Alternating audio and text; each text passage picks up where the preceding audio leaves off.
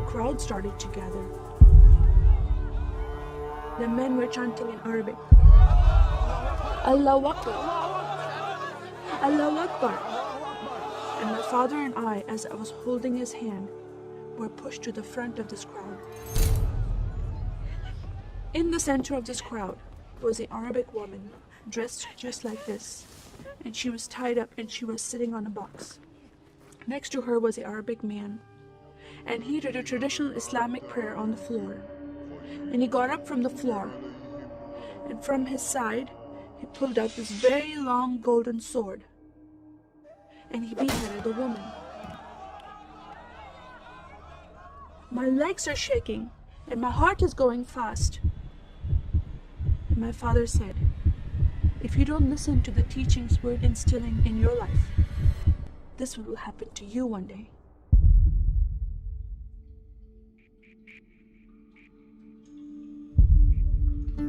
I was born and raised in a small country by the name of Kuwait, a community of 98% Muslim population. 2 of my uncles are imams, and 1 is president of a mosque, where I would hear the call to prayer 5 times a day. As a Muslim, the word Yahudi, which means Jew, was instilled in me as a bad word, as a cuss word. The Yahudis should not exist. They should be killed, and I never thought to question why would I hate them. I never met Jewish people in my life. They never did anything to harm my family. I just hated them. Just the word brought hatred in my heart. It's very important to learn the Quran and the Hadith and even memorize it in Arabic. I even entered a competition where you recite a long chapter in front of Islamic leaders and teachers.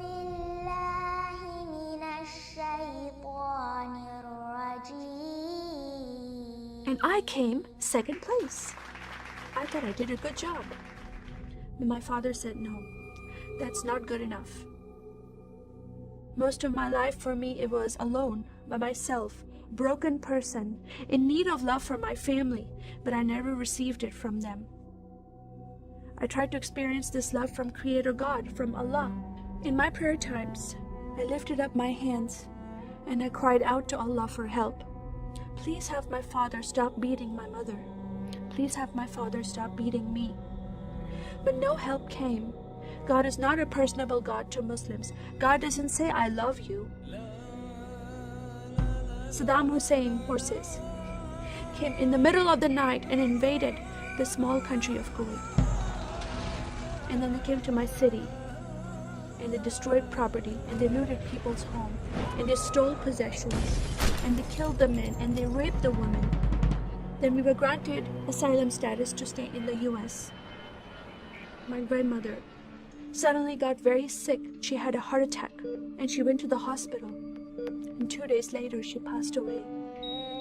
I was devastated because I lost my best friend. And this lady approached me and asked me if I was okay. And I said, no, Paula, my grandmother died. And I just started to cry again. At that moment, I was hurting so much, only crying helped. And Paula came to me and put her arms around me and she gave me a hug. And then she asked me a question. Would you like to go to church with me? When I walked into this church, I experienced love from these people and acceptance from these people like I've never before. Fellowshipping together. They were men and women together. They didn't have to be separate. No one was judging each other. And they knew I was Muslim. They were so friendly to me themselves, accepting of me and loving of me. And that was really surprising to me. And for the first time in my life, I heard a message from the Bible. He started reading the message about Yeshua. When he walked into the synagogue, he was given a scroll from Prophet Isaiah, and he opened the scroll and he started reading that scripture. That the Spirit of the Sovereign Lord is upon me, because he has anointed me to preach the gospel to the poor. He has sent me to heal the broken heart and to proclaim liberty to the captive and freedom of sight to those who are bound, to proclaim the year of the Lord's favor. First time I heard these words of freedom and healing and liberty. I'm desperate to be freed from bondage. I was held captive in Islam and I wanted to be freed from that. I was blinded with so much hatred in my heart. The darkness broke from my eyes. The veil came off my heart. I knew the decision I was making to leave Islam is a big decision. By Sharia law, Islamic law, it is death penalty. But I'm desperate to know a living God. In that day, I gave my life to becoming a follower of Jesus. This is the God of Israel, God of Abraham, Isaac, and Jacob. And the nation of Israel is God's heartbeat. And I said, God, forgive me. I did not know I hated your people. I love the Jewish people because it's their God, their Messiah that I'm following. And he told me to love them.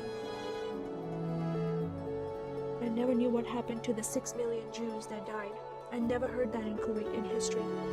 Now that I met Holocaust survivors, I know their story, and I shared my story with them. Your God, your Messiah, changed my heart, giving his life for me, so I can have life everlasting. He rescued me.